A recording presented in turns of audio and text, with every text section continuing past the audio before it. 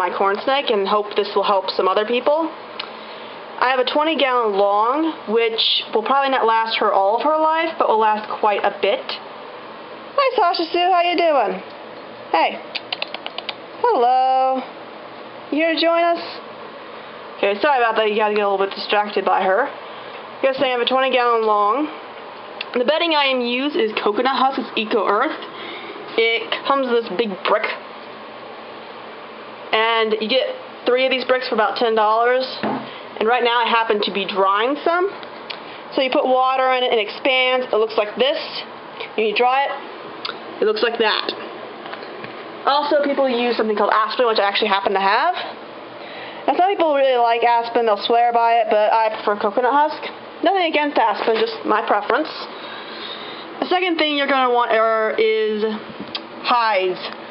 Now, you want one hide on the warm side, which Rose Red is in there, but you can't see her since it's so dark. Oh, I wish I had a better camera. Anyway, and you want one on the cool side. Now, I have actually provided 3, if you can see that little cup back there. That is more of her preferred hide, though she's in her hot side right now.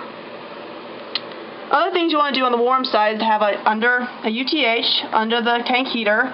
Right now, I'm using it a bit too big. I have a bigger tank. And I just made it fit for this one. When I get another snake, I'll buy a UTH for this one specifically. You also want a controller to make sure that the UTH doesn't go over 100 degrees. Corn snakes on the warm side are usually between 80 to 85, and I believe 75 to 80 on the cool side. And you also want a digital thermometer. Right now it's getting a little warm. It's at 87. I'm going to have to turn that down. I'm going to turn it up a tad bit too much. Oh well, turn it down, she'll be good. Also, you're going to want a lot of trees, not trees, but decorations, little plants, a water dish on the cool side, of course, and any kind of thing to spice it up kind of deal. Hatchlings especially like to hide. You don't really want a lot of open space. Honestly, I would rather have something here, but I wanted the ability to look in there, so I have not put anything there. But with hatchlings, one thing to remember is when you're putting decorations in, to think like a hatchling.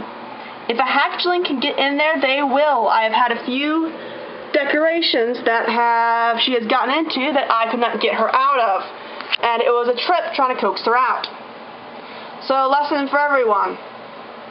Make sure that you don't have anything they can get into. Now, when it comes to hides in general, I probably should have told this earlier, but try to make them small. Honestly, this cup is probably very good for her, that I feel insecure having things around them touching them. The other hides are a little big, but it's what I had lying around. No, honestly, that's probably her second favorite hide. It's all nice and dark in there, as you can see. Can't see anything in there? Nope. Not going to happen. And for the top of the cage, I have hinges, but unfortunately they don't fit this, so I'm temporarily using Velcro, which right now is working for her. She hasn't gotten out. But you're going to want some kind of class to make sure she doesn't get out. They are escape artists. And as you can see, there is no heat lamp. Corn snakes don't need heat lamps. They need under the belly heat. Heat lamps are not nearly as important. And as for her feeding, I actually grabbed one of these. And that's where she gets fed. I put a paper towel in there every time. She gets fed, and I take the paper towel out and throw it away. And I clean this about every month or so. Actually go and clean up. And of course, in this cage cleanup, you want to spotlight check every week. You know, take out the poop when she poops and take out any dead skin when she sheds.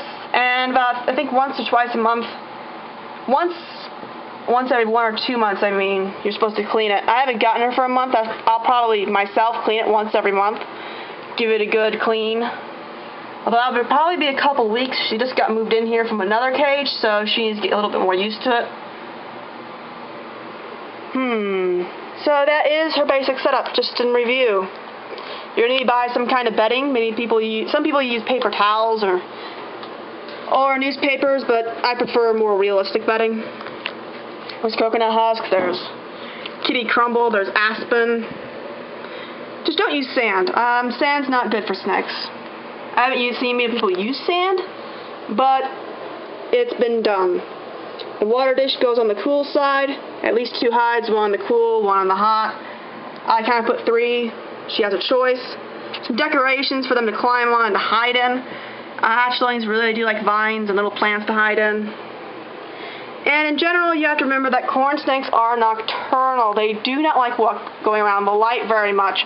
In all honesty, the light you see now is usually not on very often.